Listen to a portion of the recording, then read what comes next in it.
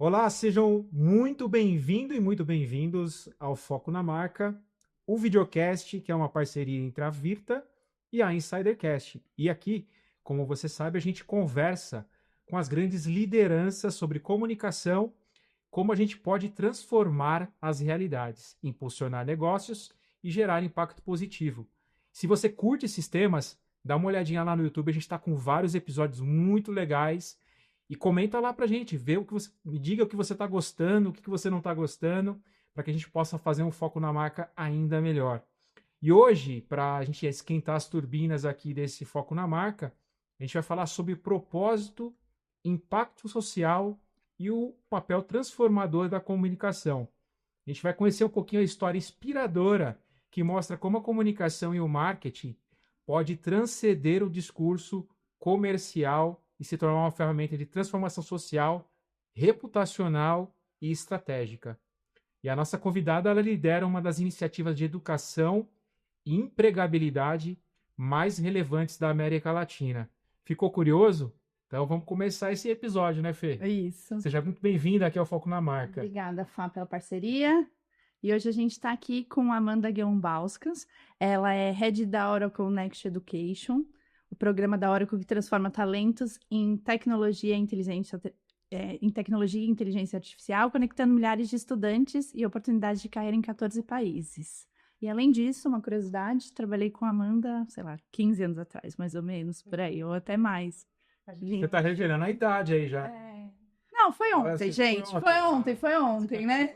Então, para Abafa o mim, caso, né? é um prazer estar aqui com a Amanda, ver o quanto que ela progrediu aí na carreira. Ficou emocionado até de ver a trajetória dela. Ah, gente, sou eu que agradece, né? Estou muito contente pelo convite. Tenho certeza que vai ser um papo aí Seja bem muito rico bem-vinda, mãe. e um momento nostálgico. É. Porque a gente começa de carreira, né? De carreira O juntas, tempo né? passa e só fica melhor. Isso mesmo. Mano, ele já aproveitando a pergunta, a gente queria saber de você, como que você começou a sua trajetória profissional? Como que você chegou nesse universo de comunicação e como é hoje, como você chegou a liderar essa questão da tecnologia, comunicação, chegou até a Oracle, que é uma gigante. Conta um pouquinho pra gente. Bom, como é a minha história, né? Sou jornalista por formação, né? Depois com especializações e atuações em marketing, passei por agências de propaganda também, agências de comunicação. Desde menina queria ser jornalista, então eu tive a sorte de ter sido descoberta por um repórter.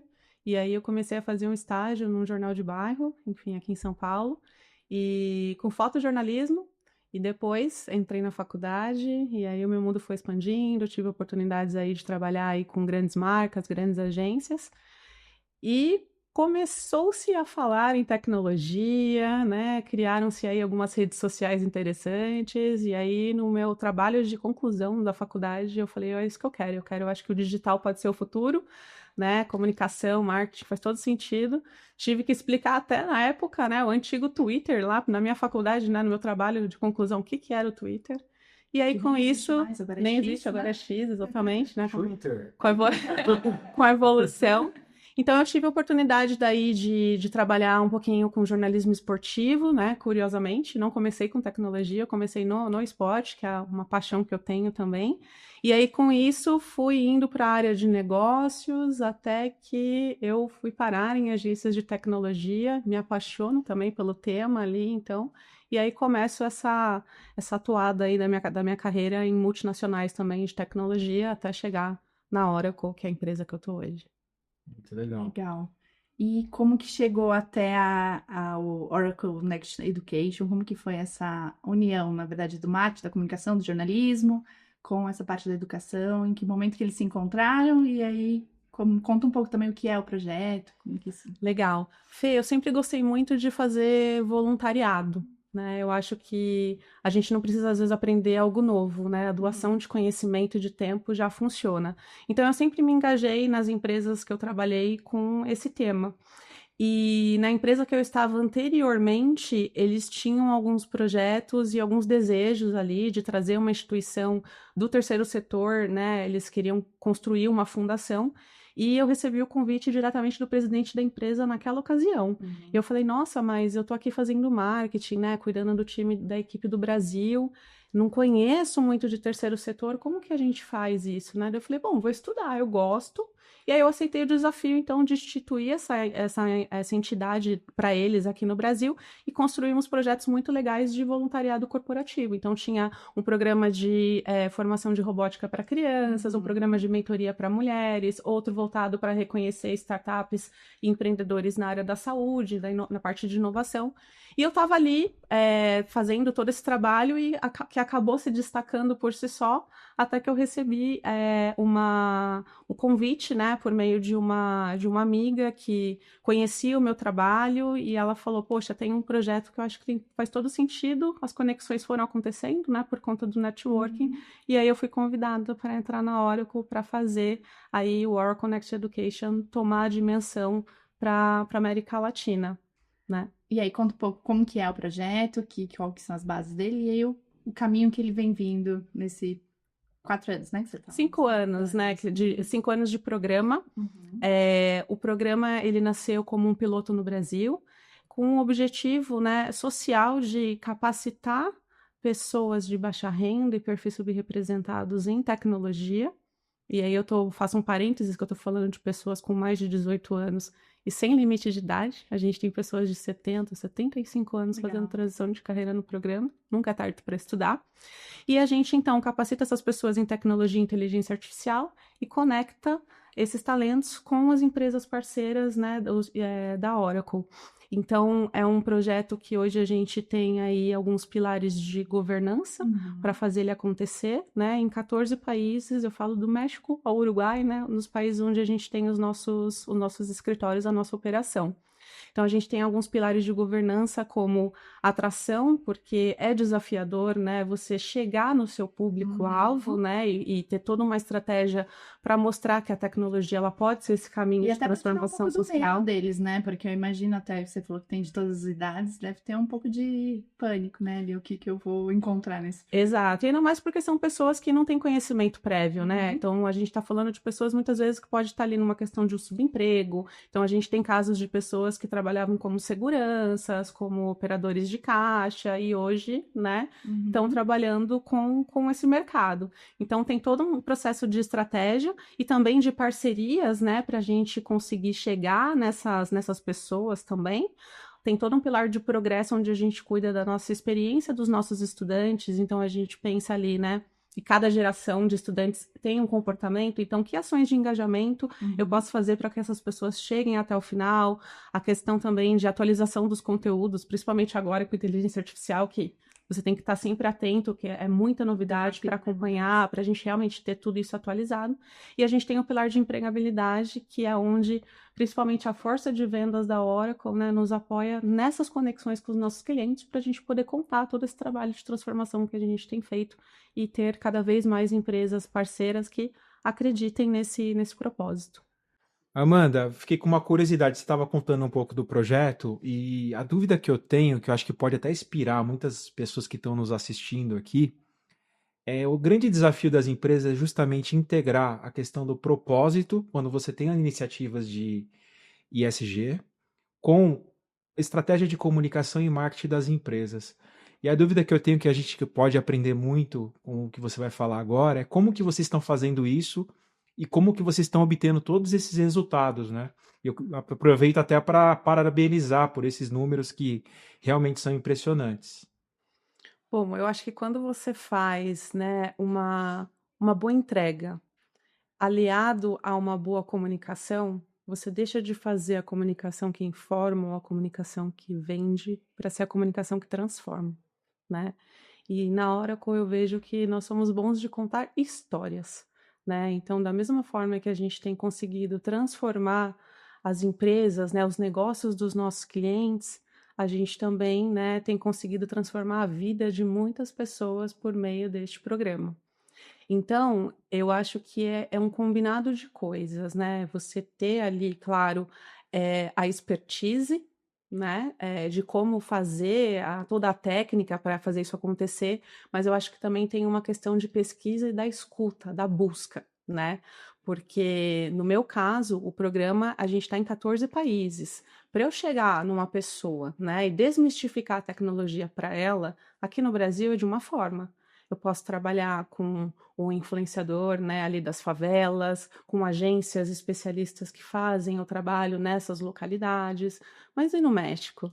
E no Chile, né? E na Costa Rica? Como que isso funciona? Então, a gente fez todo um trabalho realmente de escutar muito os nossos embaixadores voluntários, né, de um esforço de tentar entender essas realidades locais e fazer muitos testes também, né, de quais são os canais que funcionam, para chegar numa conclusão, que de repente no México uma rádio comunitária vai funcionar mais, no Chile uma propaganda no metrô vai ser mais eficiente do que um canal digital, por exemplo. Então, eu acho que é um combinado de coisas ali, né, atrelado a essa expertise para a gente conseguir. E claro, né, saber produzir um bom storytelling, né, e encontrar realmente ali as boas histórias, né, as boas chancelas que realmente vão trazer isso para esse valor agregado para a marca. Então, eu acho que é aí onde a gente consegue fazer esse impacto na comunicação. Eu fiquei curiosa um pouco. Quem são esses embaixadores voluntários? São funcionários da Oracle? São realmente influenciadores? Quem são eles?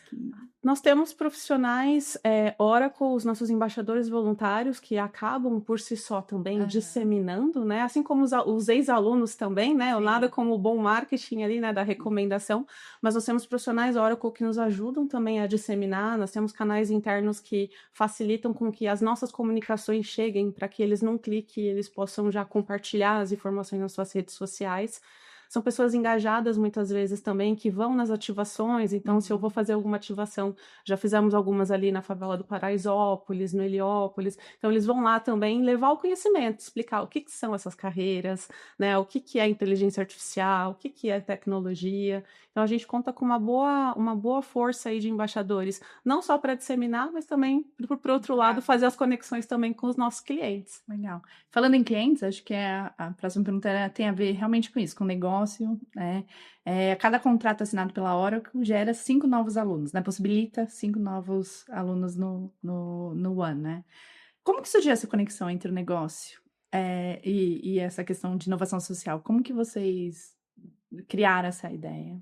Eu acho que o One, ele é um programa que aterrissa muito o propósito da Oracle como companhia, né, em empoderar o mundo, transformando as pessoas por meio da inovação, eu falo, e até por meio da educação também, né. E veio muito do nosso desejo, né, de realmente conectar o propósito ao negócio. Então, a gente foi pensando em modelos ali, validando algumas hipóteses logo no piloto, e a gente entendeu que nem os alunos precisavam custear, né, o programa, porque quando você fala, né, um programa gratuito, as pessoas às vezes ficam assim, ah, mas será que tem qualidade, né, e tudo. Então, a gente pensava, será que ele também o estudante precisa pagar para entender se aquilo tem valor, para valorizar, e a gente percebeu que não, né, e a Oracle realmente fez questão de custear essa iniciativa, né. Nós temos grandes líderes na companhia, né, uma grande executiva que foi na Socio Global, a Safra Catz, ela sempre fala que para educação ela não fala não, né, é assim, então quando isso vem da liderança já ajuda.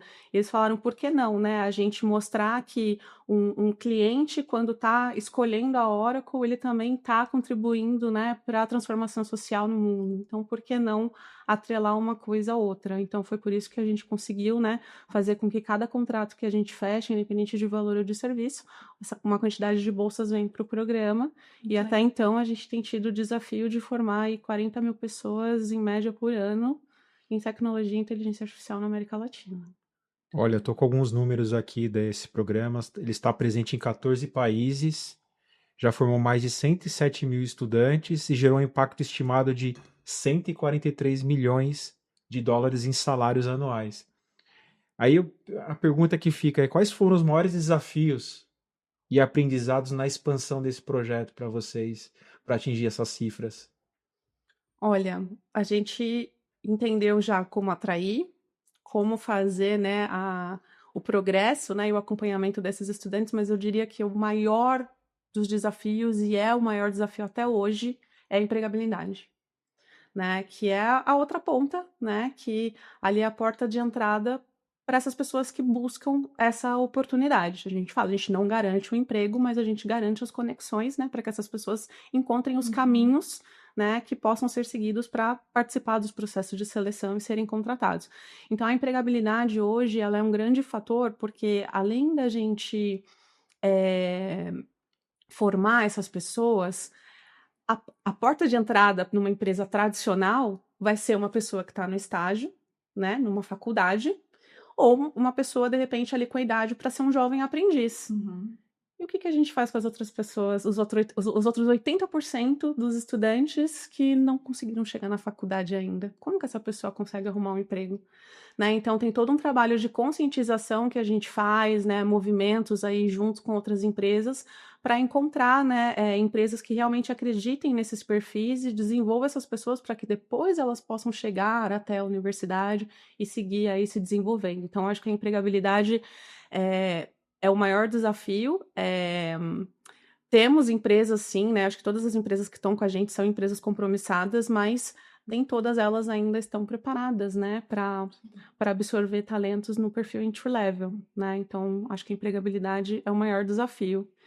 E das aprendizagens, eu acho que foi a gente realmente ter essa escuta ativa, né, e entender essas questões culturais para a gente conseguir chegar nas pessoas certas, né, e construir um grande ecossistema de parceiros como a gente tem hoje, né? Hoje são mais de 330 empresas, né, parceiras, que ou têm turmas de alunos no programa, né, ou contratam esses talentos, ou os dois, né? Então, o que acontece? A gente cede gratuitamente as bolsas para essas empresas, são empresas privadas ou entidades do terceiro setor, a gente acaba se tornando um braço de conteúdo, né, desses projetos de responsabilidade social, de diversidade, né? Ou muitas vezes, dependendo do segmento, indústria, até filhos dos funcionários também, né? E ninguém faz nada sozinho. Então, a gente consegue também entender um pouco, né, das realidades do negócio desses nossos clientes também, para poder impactar e conseguir chegar nas pessoas certas. Então, é uma relação de confiança, né? A gente confia que eles vão ajudar também a preencher essas bolsas, que é um investimento nosso, com as pessoas que mais precisam. Então, eu diria que eu acho que é entender um pouco essa questão cultural e também criar esse ecossistema de parceiros, porque ninguém faz nada sozinho. Quando a gente pensa muito em marketing, comunicação, a gente pensa muito como uma alavanca de venda, né? De venda de produto, de talvez até um pouco construção de reputação, mas como que a gente pode atrelar o marketing a essa questão de impacto social, né? A trazer inovação social? Qual é a sua opinião disso? O marketing pode ser também uma forma de você criar uma reputação, e nesse momento que a gente fala muito de ESG, né? Dessa preocupação não só com o meio ambiente, mas também com o social, governança, como que isso se encaixa com o marketing? Onde o marketing está ali para você? Eu acho que ele entra muito quando a gente consegue mostrar os resultados e contar as nossas histórias, né? Porque eu acho que isso traz muita credibilidade, né? Você ter ali os resultados comprovados, aterrissados, né? Então, a comunicação ela tem hoje um papel extremamente importante, o marketing, porque é uma responsabilidade muito grande, e ainda mais quando a gente está falando em países, né, latino-americanos, onde a gente ainda carece de educação, né? A gente já via aqueles filmes de ficção científica, né? Que você via aquelas construções e fala, nossa, né? Que negócio, né? Um robô, um androide, sei lá, uma pessoa metade robô e tal.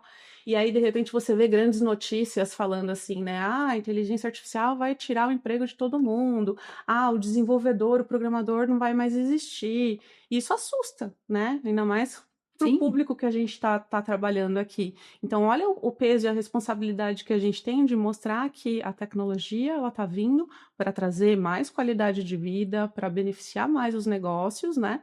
Mas, ao mesmo tempo, para substituir muitas coisas, né? A gente fala que até 2030, mais de 80% das novas profissões vão surgir. Então, é a gente que tem esse papel de educar, né? E de poder aterrissar realmente, trabalhar com a verdade, né? Então, eu vejo que a relação do marketing, quando a gente consegue fazer esse trabalho e poder contar também essas histórias e mostrar que isso é possível, não tem preço, né? Não tem preço. Você vê uma história de um estudante que De repente, hoje me escreve e fala: hoje meu pai era catador de latinha, minha mãe diarista, e hoje o meu salário é maior do que o dos dois juntos, por exemplo, né? Então, são histórias reais que vão passar credibilidade não só para o mercado, mas para os clientes e principalmente o pertencimento também para quem está na Oracle, né?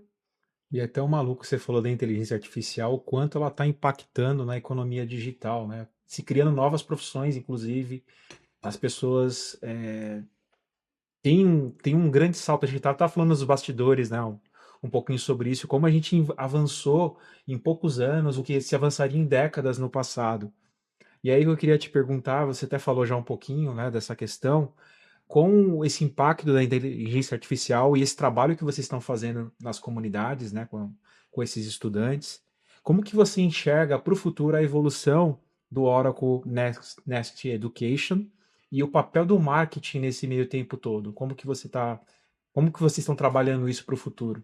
Eu acho que a mudança, né, ela em menos de 10 anos a gente viu muita coisa acontecer, né? Igual o slogan de Brasília, né? 50 anos em 5, né? Mais ou menos isso que está acontecendo. Eu falo até, né? Quem diria que os jornalistas, os professores de letras, quando começaram-se a falar de chatbot, né? Que muitos deles migraram para esse tipo de trabalho, né? Para treinar os chatbots. Então você vê que tem todas as profissões, no maior grau, no menor grau, elas já estão sendo impactadas. Com a educação não é diferente, né? Eu vejo um futuro muito promissor, porque, e não só para as pessoas que estão começando ou fazendo transição de carreira, mas a importância disso também, da educação e da inteligência artificial, para as pessoas que estão no mercado agora e que precisam acompanhar esse processo para se manterem empregáveis também, né? Antigamente, na nossa época, né, Fê? Dele não, mas na nossa época.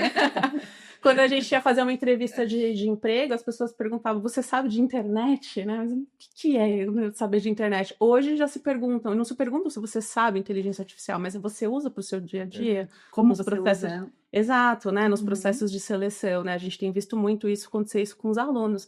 Então, eu vejo um futuro muito promissor para o One e eu falo que eu sou uma startup dentro da Oracle, né? Eu tenho esse privilégio. Então, eu já estou aqui pensando em transformar o programa cada vez mais para ter mais coisas de inteligência artificial, mais novos conteúdos, principalmente agora essa questão dos agentes também. Então, só posso dizer que vai vir muita novidade por aí, né? Para a gente poder realmente acompanhar não só o mercado, mas para poder responder também os desafios de negócio, né, da Oracle. Então, a gente já trouxe inteligência artificial, a gente trouxe a certificação de OCI, que é a nossa plataforma em nuvem. Então, todos os estudantes agora, além de sair do programa com uma formação, que é uma formação de 1 ano, estou falando de uma média aí de 700 horas de experiência de conteúdo, né, em parceria aí com a Lura, né, o nosso parceiro educacional, eles ainda saem com uma certificação no currículo. E uma certificação em tecnologia, hoje, ela também é cara, né? Então, são muitas inovações que a gente foi trazendo para o programa, né? Eu lembro da forma como ele era um piloto em 6 meses,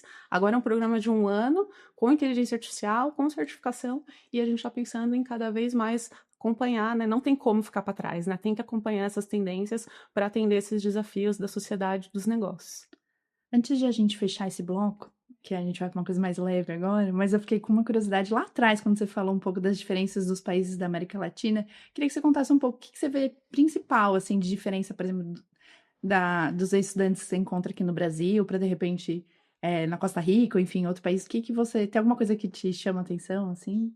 Eu acho que é muito os meios e os conteúdos que eles consomem, né? As realidades são muito diferentes, né? Quando a gente fala de uma realidade de Centro-América e Caribe, que a gente tem uma situação ali muito forte, né? De criminalidade, as milícias e tudo. Então, o acesso muitas vezes acaba sendo mais restrito. Então, a forma de fazer a comunicação ali para eles não é só, às vezes, o digital, por exemplo, né? A gente precisa fazer mais o visual. O México, a gente já teve ótimas experiências e tudo, porque, principalmente porque o México, na minha humilde opinião, tá? Mas eu acho que eles têm um trânsito muito mais complicado do que o de São Paulo, tá? Não sei quem teve a oportunidade de ir para lá. Cidade do México. Cidade do México. Então você vê que as pessoas elas perdem muito tempo no deslocamento, nas conduções. Então, assim, os meios de transporte público e as rádios lá, porque as pessoas ficam muito tempo, funciona muito mais, né? E tem alguns influenciadores também chaves ali que acabam conseguindo ter uma dinâmica de alcance que pega, às vezes, pessoas de 4 ou 5 países, né? Que acabam sendo muito legais Por pra conta da língua. gente, isso que eu ia por falar, conta da línguas. língua também, né? Tem isso. Então, são diferenças, né? São algumas sutis, mas diferenças que fazem aí um impacto bem positivo para o nosso resultado. Argentina também, a gente tem uma demanda muito grande de estudantes, né? Assim, eu acho que a maior fila de espera vem dos estudantes da Argentina, então a gente consegue trabalhar bastante a parte digital com eles, são estudantes com perfil mais diferenciado.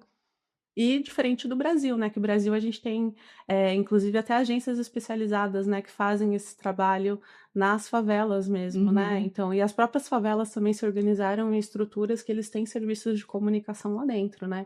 Então, recentemente a gente fez um trabalho muito legal com o G10 Favela, ali no Paraisópolis, né? Eles têm jornal, eles têm TV, então, carros de som, isso ainda funciona, né? Numa comunidade. As casas que locam as suas paredes para a gente colocar banners, para a gente colocar outdoor, os mercados que cedem as suas televisões para a gente fazer mídia out of home. Então, cada lugar aqui da América Latina tem uma particularidade. Isso é muito rico, né?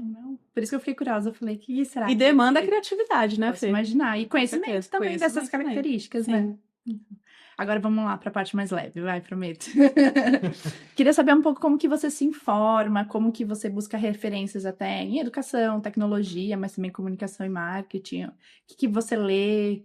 Você ainda lê jornal? E uma boa jornalista, né? Não largo só agora só o formato digital, né? Já não sou mais uma pessoa tanto do papel, né? Apesar de gostar do cheirinho dos livros. Livros né? você ainda lê? Ainda leio alguns. Tem um Kindle, confesso, mas ainda tem alguns eu migrei para o Kindle e tem alguns que eu ainda prefiro no papel, assim, ter aquela coisa do cheirinho. Eu sou uma pessoa muito movida à notícia, né? Assim, então eu acordo e já abro meu Twitter, que eu acho que é a forma de fazer a nova leitura de assessor, que a gente fala, né? Trabalhei com assessoria de imprensa anos lá atrás. E até os meus líderes na época falavam, né? Vocês têm que chegar na agência e ler jornal todo dia, e aí a gente fazia aquela leitura de assessor e aprofundava, né, nos temas que eram de interesse. Então, o Twitter, para mim, tem muito disso, né? Eu tenho as minhas redes sociais divididas por fins diferentes, né? De hobbies, de coisas que eu gosto de ficar antenada. E o Twitter é o meu canal, assim, para eu me munir de notícias, tanto de cidades, de política, de economia, que eu gosto bastante também. E aí, eu acho que eu leio muito, assim, Harvard Business Review, né? Tem alguns veículos aí que são chaves que eu gosto de assinar newsletters. Não deixei de ler os grandes jornais, assim, né? Dos Tiers 1 que a gente fala, né? Assim, para a gente saber um pouquinho de tudo. Mas também eu gosto muito de ler sobre comunicação, eu acho que eu sigo alguns influenciadores, tem alguns podcasts também que acabam me alimentando, né? Eu gosto de fazer esportes, então às vezes não tô afim de ficar ouvindo música, eu aproveito para ler ou resumo de livro, ou escutar um podcast diferente, né? E na própria Oracle também, eu acho que eles. Uma coisa que eu gosto muito lá na Oracle é que as nossas lideranças incentivam para a gente separar 2, 3 horas na semana para estudar. Né, para ficar antenado com cursos. Então, a gente tem alguns canais de comunicação, então a gente tem o Oraclecast, que é onde um podcast nosso, produzido internamente, que a Oracle é um mundo à parte, então nem a gente trabalhando lá dentro, a gente consegue saber de tudo que está acontecendo, então é uma forma da gente conhecer as histórias aí de sucesso dos nossos clientes. E a gente tem um time também de inteligência de marketing, que com inteligência artificial eles montaram um radar, então a gente fica por dentro das notícias de negócio e tecnologia, dentro das nossas plataformas lá dentro mesmo, assim, atualizados todos os dias, então é uma forma também de ficar antenado. Então eu sempre gosto de reservar aí um pouquinho, né, dos meus horários para dar uma lida em alguma coisa. É hora do almoço também, checar o que está acontecendo no mundo, porque senão parece que faz falta. Chega no fim do dia, parece que não sabe o que. Nada Não sabe, aconteceu. nossa, que dia vazio, não. Amanda, você falou da questão das fontes de informação, né? E uma das fontes de informação que a gente tem geralmente são com outras pessoas. E geralmente a gente trabalha muito no conceito comunidade, né? Porque eu fico imaginando, sozinho a gente não vai para frente se a gente não se une com pessoas diferentes, com o mesmo propósito, e a gente forma essas alianças, né? Eu imagino como que você faz isso dentro do seu dia a dia do seu trabalho, até dentro dos muros da Oracle, também fora dos muros da Oracle. Eu queria que você falasse um pouquinho como que é as suas estratégias aí para estar trabalhando em comunidade em alguns projetos. Legal, eu sou uma pessoa muito das conexões, né, eu gosto de esportes e falo que até na academia eu faço networking, né, gosto de ver ali, identificar pessoas e falar: "Poxa, essa pessoa se daria bem conhecendo tal contato que eu conheço e tudo mais". Mas eu acho que tem alguns movimentos, né, que eu acabo fazendo, eu faço parte de alguns grupos de grandes, associações, como por exemplo a Brascom, eh, enfim, eh, tem uma outra de tecnologia também, enfim, são muitos grupos ali olhando principalmente essa questão de futuro de trabalho, né, o Movitech, o Movimento das Empresas 2030, que estão discutindo, né, essa questão do futuro do trabalho, da educação em tecnologia, então eu acabo fazendo parte de alguns grupos de trabalho, né, onde a gente tem a oportunidade de trocar relacionamento e até conhecer também até o olhar, né, dessas outras empresas, dessas outras pessoas.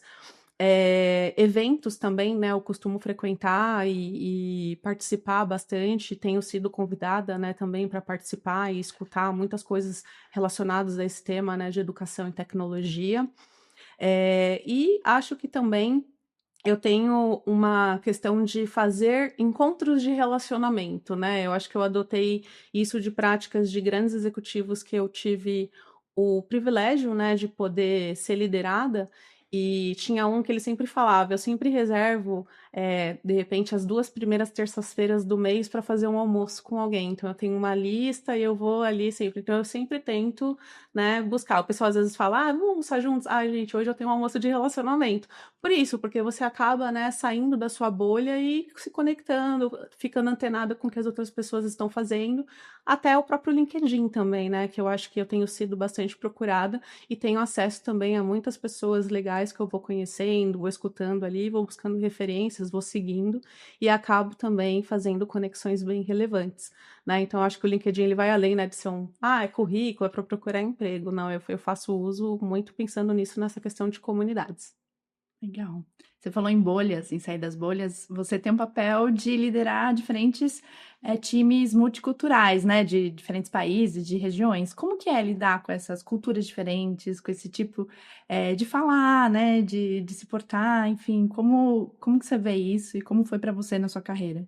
Eu acho que é uma das experiências mais enriquecedoras, né, poder trabalhar com países tão ricos e tão diferentes, né. A gente está tão próximo Isso. e ao mesmo tempo, né, são muito E o Brasil diferentes. acaba sendo meio uma ilha, né, porque como não fala também o espanhol, né, acaba tendo Exato. uma característica diferente, né, ali de Total, total. Mas mesmo entre os hispanohablantes, né, assim, até as gírias, né, uhum. as expressões locais, isso muda muito, assim, e eu acho que isso é muito enriquecedor. E eu acho que isso não seria possível se eu não tivesse uma liderança que tem uma escuta muito ativa, né, e o incentivo de que as pessoas que trabalham comigo possam realmente participar, né, e sugerir e co-criar junto comigo, né. Eu sempre falo que eu gosto de trabalhar com pessoas que são melhores do que eu, né, para poder agregar. Então, poder, conhecer, aprofundar, eu estou ali sempre fazendo, eu sou aquela líder que investe. Então eu gosto de fazer o one-to-one semanal, quinzenal para passar as coisas. A cada quarter a gente está fechando ali reunião de desenvolvimento, de performance. Então é onde você tem aquele momento ali mais face to face, Uhum. né, para conhecer um pouquinho, entender mais o outro lado. Então você começa a entender algumas características, né? Assim, eu vejo que o pessoal que está ali muito Centro-América e Caribe, México, tem muito já da cultura norte-americana, os hábitos, o jeito, às vezes, muitas vezes.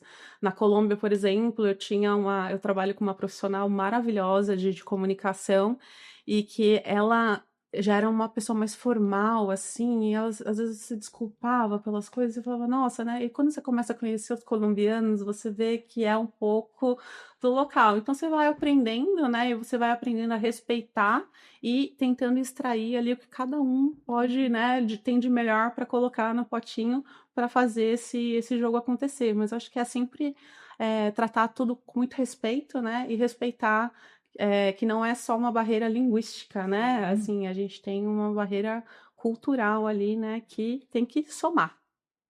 Você falou dessa questão de estar em contato, né, com esses times multiculturais, e isso está muito ligado à questão da alta performance, né, de você estar com a escutativa, né, ou escutando as pessoas, entendendo a realidade de cada uma, essa diferença multicultural.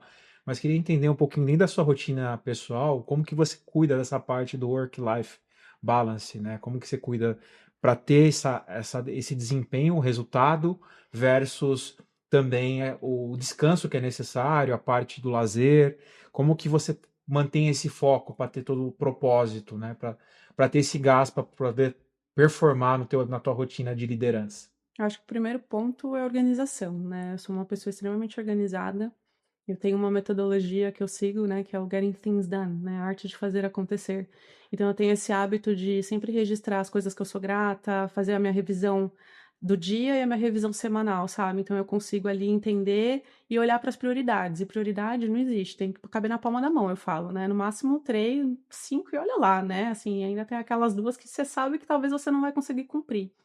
Então eu acho que essa questão da organização ela é muito forte, mas eu tenho alguns valores para mim que são inegociáveis, né? Então a minha questão com o esporte é o meu valor inegociável. Eu não abro mão, né? Eu sim ou sim vou ali todos os dias fazer a minha academia, fazer a minha corrida, fazer a minha natação, porque é um momento que eu realmente tô comigo mesma, né? Colocando a minha cabeça em ordem e trazendo momentos de prazer, porque eu acho que o ócio, né, o ócio criativo, ele também é importante, então leitura, fazer atividades que eu gosto, mas principalmente o esporte eu não abro mão para conseguir ter esse equilíbrio, né, e a cabeça funcionar melhor para a gente processar tudo, né, colocar nas caixinhas e dar o direcionamento e tomar as decisões que a gente precisa tomar também.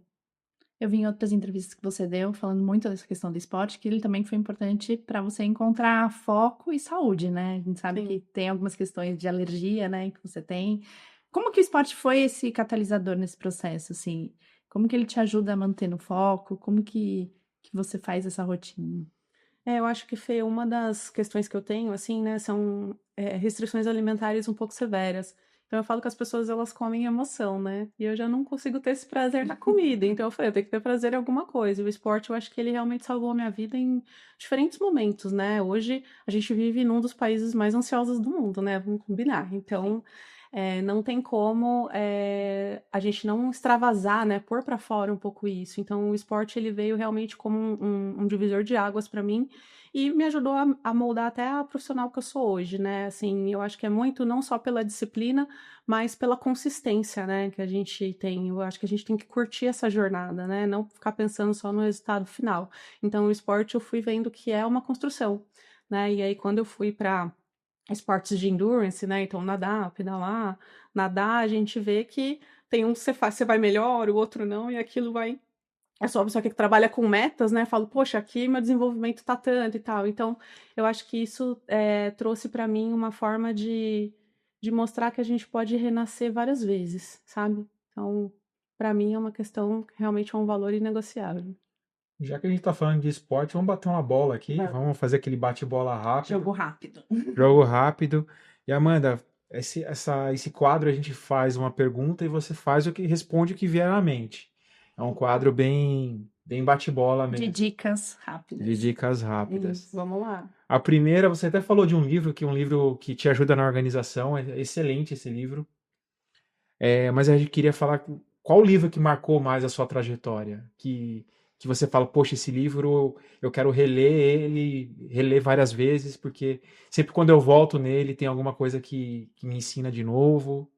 Olha, tem 2 livros vou falar 2, tá, que, assim, de quando eu era menina mesmo, assim, mas acho que são livros tão, assim, apesar e eu gosto muito de história, filosofia, né, área de humanas também.